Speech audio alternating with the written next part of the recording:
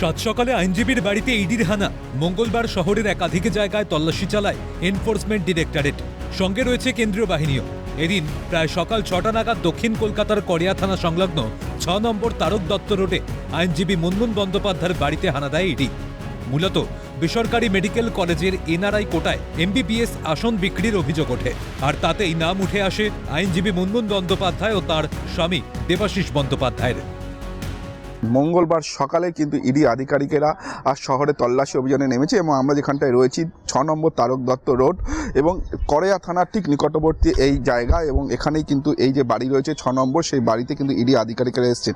কেন্দ্রীয় বাহিনীর জওয়ানদের সঙ্গে নিয়ে ৪ জন আধিকারিকেরা ইতিমধ্যে এসে পৌঁছেছেন, তার মধ্যে মহিলারা রয়েছেন।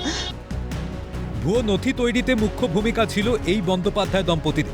এর পাশাপাশি নিউ টাউন, বালিগঞ্জ সহ বেশ কয়েকটি জায়গায় তল্লাশি চলে। বেসরকারি মেডিকেল কলেজের এনআরআই কোটার এমবিবিএস আসন বিক্রিতে বেসরকারি কলেজ ও পড়ুয়াদের মধ্যস্থতাকারী হিসাবে কাজ করত আইনজীবী মুনমুন বন্দ্যোপাধ্যায় ও তার স্বামী দেবাশিস বন্দ্যোপাধ্যায় বলে অভিযোগ।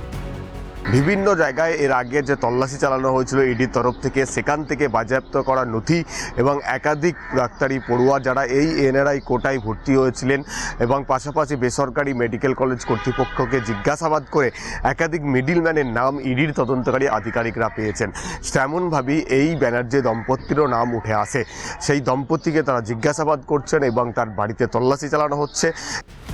ভুয়ো শংসাপত্র ব্যবহার করে টাকার বিনিময়ে যোগ্যদের বঞ্চিত করে অযোগ্যদের ভর্তি করানোর অভিযোগ সামনে আসে। এ বিষয়ে আগেই ক্ষোভ প্রকাশ করেছিল দেশের সর্বোচ্চ আদালত। তারপর থেকেই তৎপরতার সঙ্গে ময়দানে নামে কেন্দ্রীয় তদন্তকারী সংস্থা। তল্লাশি চালিয়ে কি তথ্য উঠে আসে এখন সেটাই দেখার।